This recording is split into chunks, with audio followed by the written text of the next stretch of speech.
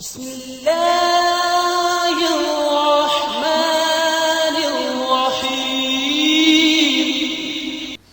بستر مرگ پر تھے، ہمارے ہوتے تھے میو ہاسپٹل میں ٹی بی کے جو پروفیسر تھے ٹیوبرکلوز ڈیزیز کے، ریاض علی شاہ، ان کی ڈائری میں انہوں نے ایک واقعہ لکھا ہے قائد اعظم کے بارے میں، وہ ذرا آپ سن لیجیے۔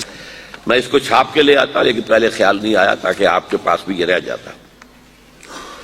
وہ لکھتے ہیں، میرے لیے یہ بات حیرت کا باعث تھی کہ لاہور سے زیارت تک کا سفر طے کر کے میں شدید بیماری میں مبتلا قائد اعظم کے کمرے میں داخل ہوا تو اس کے باوجود کہ وہ بانی پاکستان انتہائی کمزور ہو چکے تھے اور ان کا جسم کمبل میں لپٹا ہوا تھا، انہوں نے اپنا ہاتھ باہر نکالتے ہوئے مجھ سے نہایت گرم جوشی سے مصافحہ کیا اور پوچھا، آپ کو راستے میں کوئی تکلیف تو نہیں ہوئی؟ مرض الموت میں مبتلا اس عظیم انسان کے اخلاق، تواضع اور انکساری کی یہ اچھوتی مثال تھی۔ حالانکہ مجھ سے ہاتھ ملانے اور مزاج پرسی کرنے ہی سے وہ ہانپنے لگے تھے اور بعد میں کئی منٹ تک انہیں آنکھیں بند کیے لیٹے رہنا پڑا تھا۔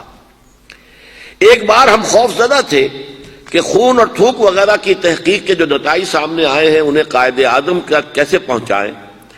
انہوں نے از خود ہماری پریشانی محسوس کر لی اور بولے، آپ جو کچھ کہنا چاہتے ہیں کھل کر بیان کریں، کیونکہ بیماری کی نوعیت معلوم ہونے کے بعد میں آپ سے زیادہ تعاون کر سکوں گا۔ گھبرائیں نہیں، میں موت سے نہیں ڈرتا کیونکہ موت کو بہرحال آنا ہے، البتہ اگر آپ کے پیشے کے اصول راستے میں حائل ہے تو میں آپ کو مجبور نہیں کروں گا۔ بر صغیر کے مسلمانوں کے ایک آزاد وطن سے روشناس کرانے والے قائد اعظم کا خدا پر ایمان اور اصولوں پر یقین ہمارے لیے خوشگوار حیرت کا باعث تھا۔ قائد اعظم بظاہر ان معنوں میں مذہبی رہنما نہ تھے جن معنوں میں ہم عام طور پر مذہبی رہنما کا لفظ استعمال کرتے ہیں، لیکن مذہب پر ان کا یقین کامل تھا۔ ایک بار دوا کے اثرات دیکھنے کے لیے ہم ان کے پاس بیٹھے، میں نے دیکھا کہ وہ کچھ کہنا چاہتے ہیں لیکن ہم نے بات چیت سے منع کر رکھا تھا، اس لیے الفاظ لبوں پر آ کر رک جاتے ہیں۔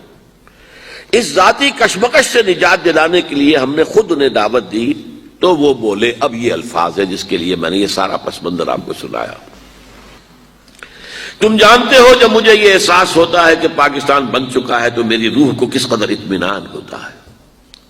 یہ مشکل کام تھا اور میں اکیلا اسے کبھی نہ کر سکتا تھا۔ میرا ایمان ہے کہ یہ رسول خدا کا روحانی فیض ہے کہ پاکستان وجود میں آیا صلی اللہ علیہ وسلم۔